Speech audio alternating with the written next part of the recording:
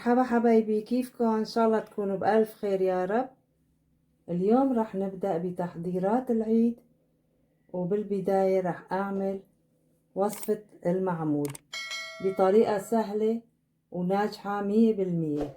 وراح استعمل للمعمول كيلو طحين وكيلو سميد فرخة، سميد ناعم هاي النوعية. راح استعمل 900 غرام سمنة بقرية. ويلا نبدأ بالوصفة. بالبداية راح نزل السميد، وراح نزل على السميد السمنة سخنة. بنحط السمنة سخنة لحتى تفتح حبات السميد. بعدين راح اضيف الطحين.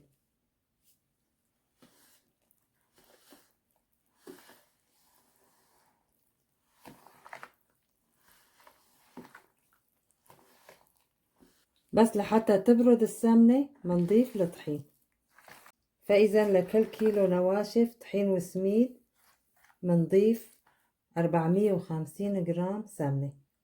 وهون بعد ما برد الخليط راح اضيف الطحين، مثل ما قلنا كيلو طحين.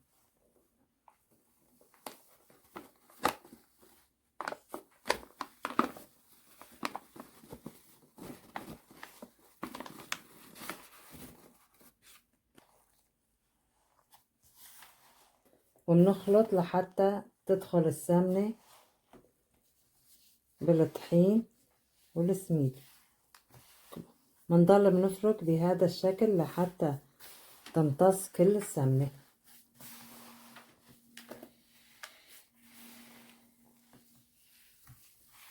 هاي الطريقة كتير ناجحة وأنا بعتمدها كتير، فبنصحكم تجربوها رح تنجح معكم الوصفة 100%.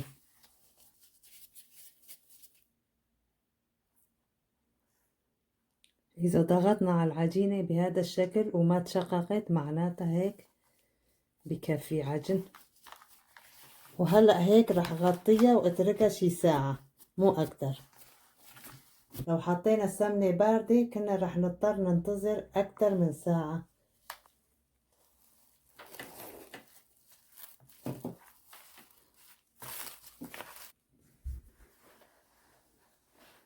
وبشوفكن بالمرحلة القادمة. وهلأ رح نحضر الحشوات. مثل ما شايفين عندي حشوة التمر رح أجهزها. عندي هون الجوز طحنته شوي خشن، وعندي هون الفستق الحلبي كمان طحنته بهذا الشكل. لحشوة التمر رح أحط قرفة ناعمة، معلقة صغيرة، معلقة كبيرة سمنة. طبعا السمنة لازم تكون طعمتها طيبة، يفضل أن تكون سمنة بقرية أو السمن العربي. وهلأ حشوة الجوز كمان رح أحط لها معلقة كبيرة سمنة ومعلقة صغيرة قرفة، ورح أحط لها قطر.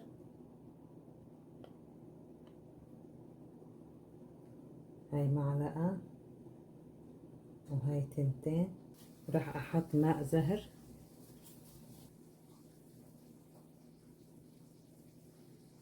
كمان رح أحط قطر،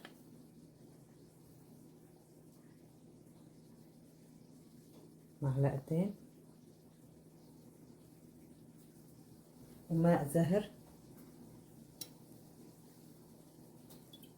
معلقة مليانة، معلقة سمنة.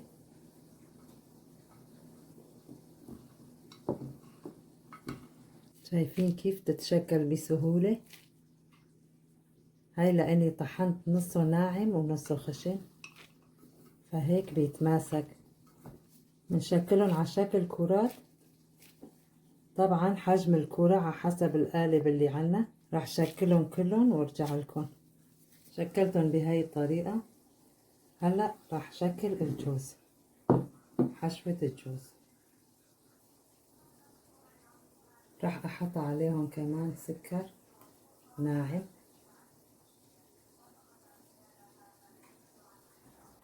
وهاي حشوة صارت جاهزة. هلأ منشكل حشوة التمر.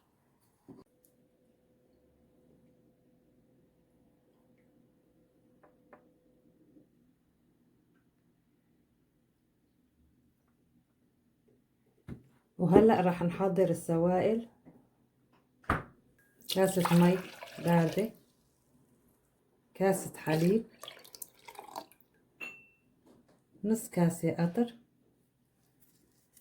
القطر لازم يكون تقيل، كاسة ماء زهر، طبعا ماء زهر بهاي الكاسة الصغيرة كاسة الشاي، وكاسة سكر ناعم نفضيها شوي شوي.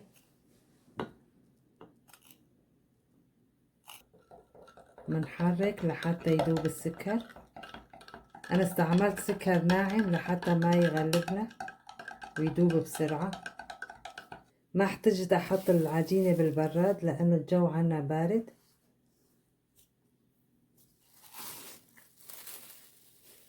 هلأ بهاي المرحلة بنحط المنكهات. أنا رح أحط محلب، هاي الكمية معلقة كبيرة، ورح أحط بيكنج باودر معلقة صغيرة طبعا. بنحط رشة ملح صغيرة، هالقد رشة ملح. وهلأ رح نزل السوائل بالتدريج.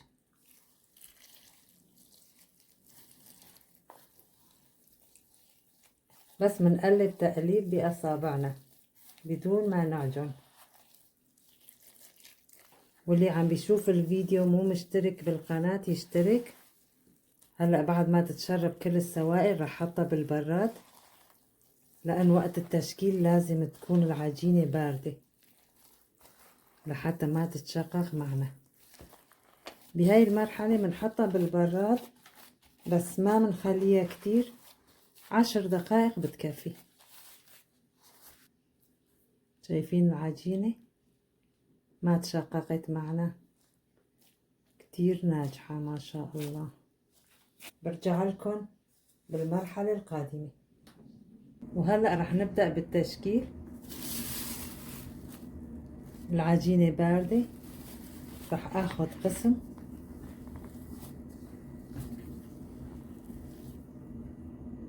ورجع الباقي على البراد. كل ما نخلص الكمية بنرجع منطالع ومنرجع الباقي على البراد. مثل ما قلنا لازم العجينة تكون باردة وقت التشكيل. رح اقطع العجينة لقطع متساوية. رح استعمل هدول المكابس للتمر والفستق الحلبي.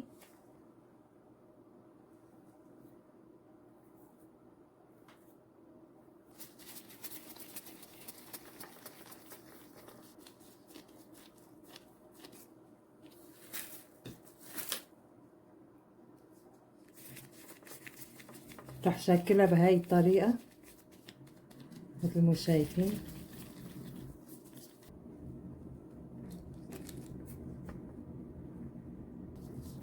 كمان هاي نفس الشي.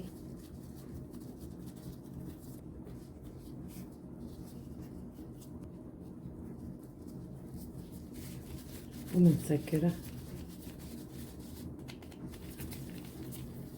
تشكيلها كتير سهل. رح احطها هيك بالصواني وبعدين اكبسهم بالمكبس. رح احشيهم بهاي الطريقة كلهم ورح ارجع لكم.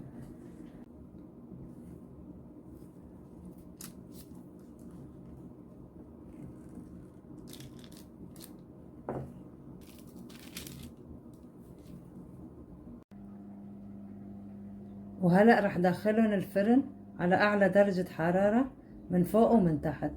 طبعا الفرن محمى مسبقا. وهيك صار المعمول عنا جاهز. راح فرجيكم من جوا كيف طلع معنا المعمول. هذا معمول الجوز، شوفوا طراوة بالعجين. شايفين الرسمة طلت الرسمة.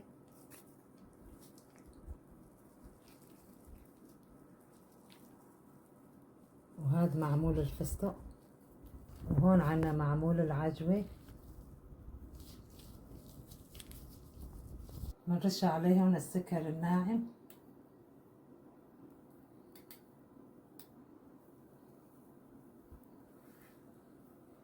وهيك حضرنا معكم أطيب معمول بثلاث حشوات: الفستق والجوز والتمر. بتمنى يكون عجبكم الفيديو، فإذا عجبكم لا تنسوا تحطوا لايك وتفعلوا زر الجرس لحتى يوصلكم كل شي جديد. انتظروني بفيديوهات قادمة. تحضيرات العيد راح نكملها سوا إن شاء الله.